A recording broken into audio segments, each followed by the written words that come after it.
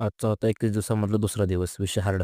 उठलो की पहिल्यांदा ब्लॅक कॉफी पिली आणि पॉवर बँक घेतली. चार्जिंग संपली. रात्री 2 वाजेपर्यंत रेटिंग. विषय हार्ड.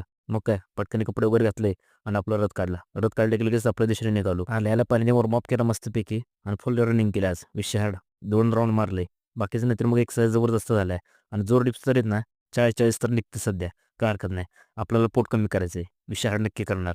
नंतर ग्राउंडवरून घरी आलो. ब्लॅक कॉफी घेतली. रिलॅक्स. नाहीतर आंघोळ वगैरे केली मस्तपैकी देवधर्म केला. संध्या वगैरे झाली. सकाळी नाश्त्याला फक्त बदाम आणि एक मस्तपैकी सेफ. विषय हार्ड. मातोश्रींना भेटलो. थेट बळीदेवळात आलो. नेहमीप्रमाणे बळीदेवळात आल्यानंतर आज काय लवकर पूजा होते त्याच्यामुळे काय विषय नाही. आणि आमचे प्रसाद गुरुजी तुम्हाला माहितीच आहे. विषय हार्ड.